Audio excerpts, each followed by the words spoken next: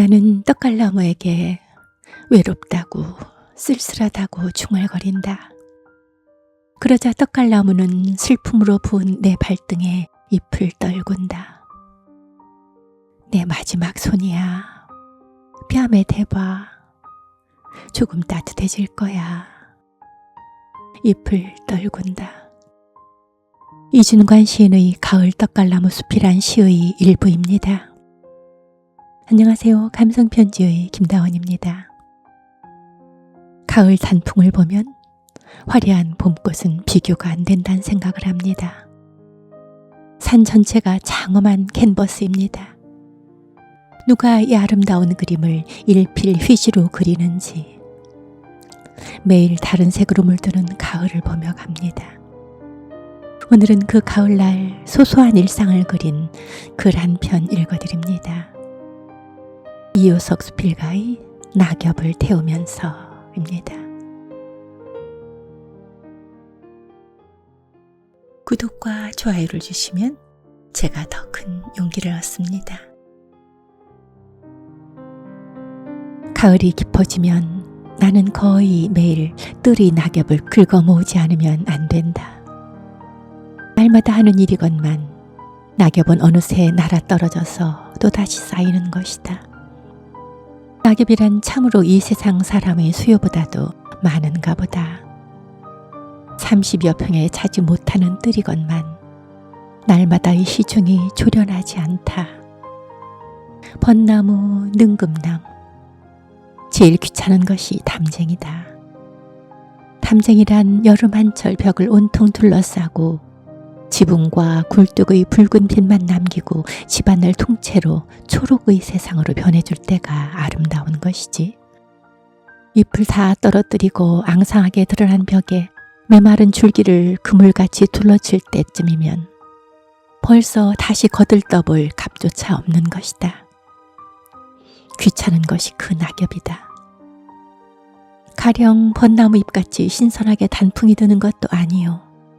처음부터 칙칙한 색으로 물들어 재치 없는 그 넓은 잎은 지름길 위에 떨어져 비라도 맞고 나면 지저분하게 흙 속에 묻히는 까닭에 아무래도 날아 떨어지는 족족 그 뒷시중을 해야 한다.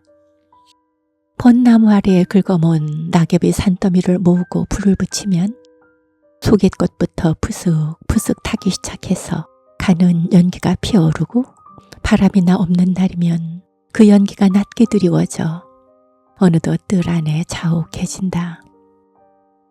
낙엽 타는 냄새같이 좋은 것이 있을까? 밭 볶아낸 커피의 냄새가 난다. 잘 익은 개함 냄새가 난다.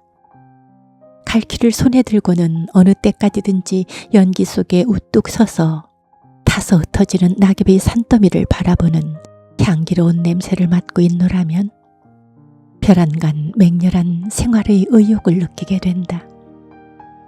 연기는 몸에 배서 어느 결엔지 옷자락과 손등에서도 냄새가 나게 된다.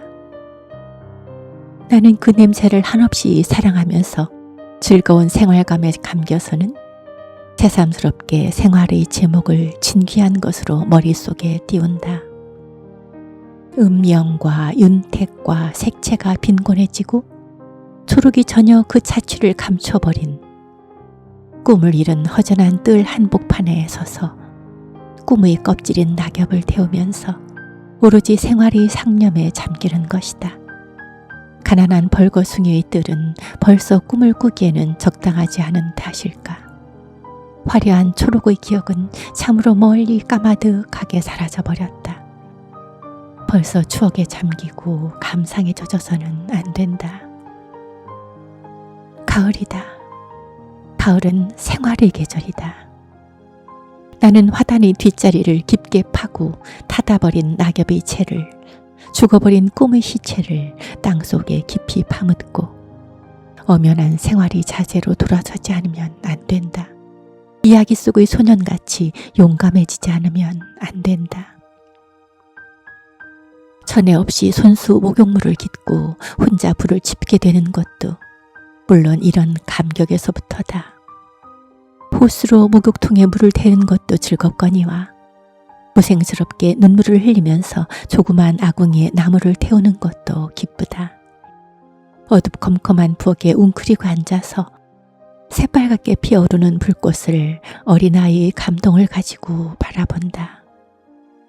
어둠을 배경으로 하고 새빨갛게 타오르는 불은 그 무슨 신성하고 신령스러운 물건 같다. 얼굴을 붉게 태우면서 긴장된 자세로 웅크리고 있는 내 꼴은 흡사 그 귀중한 선물을 프로메테우스에게서 막 받았을 때 태고적 원시 그것과 같을는지 모른다.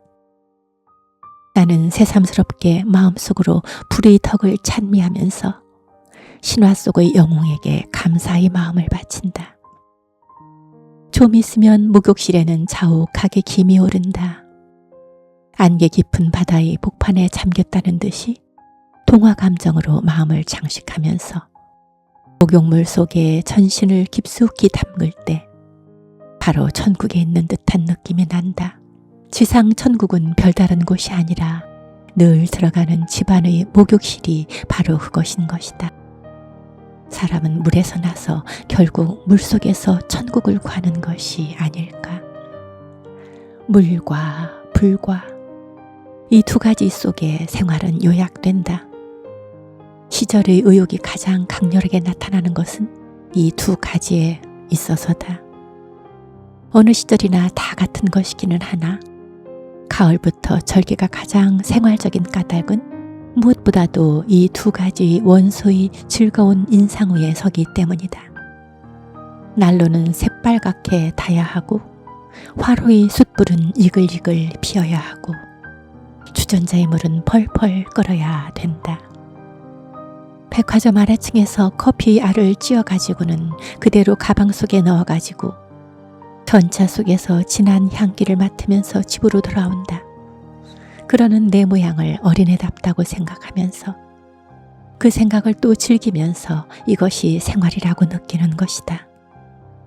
싸늘한 넓은 방에서 차를 마시면서 이제까지 생각하는 것이 생활의 생각이다. 벌써 쓸모 적어진 침대에는 더운 물통을 여러 개 넣을 궁리하고 방구석에는 올 겨울에도 또 크리스마스 트리를 세우고 색전등으로 장식할 것을 생각하고 눈이 오면 스키를 시작해볼까 하고 계획도 해보곤 한다. 이런 공연한 생각을 할 때만은 근심과 걱정도 어디론가 사라져버린다. 책과 씨름하고 원고지 앞에서 궁싯거리던 그 같은 서재에서 개운한 마음으로 이런 생각에 잠기는 것은 참으로 유쾌한 일이다. 책상 앞에 붙은 채 별일 없으면서도 쉴 새 없이 궁싯거리고 생각하고 괴로워하면서 생활의 일이라면 촌음을 아끼고 가령 뜰을 정리하는 것도 소비적이니 생산적이니 하고 멸시하던 것이 도리어 그런 생활적 사사의 창조적 생산적인 뜻을 발견하게 된 것은 대체 무슨 까닭일까? 시절의 탓일까? 깊어가는 가을. 이 벌거숭이의 뜰이 한층 산 보람을 느끼게 하는 탓일까? 낙엽을 태워본 경험이 있나요? 청량한 공기에 알싸하게 퍼지는 냄새. 아궁이에 솔가지나 참나무 잎을 떼본 분은 알 것입니다. 그 아름다운 추억을 생각한 날이었습니다. 감사합니다. 다음 주에 뵙겠습니다.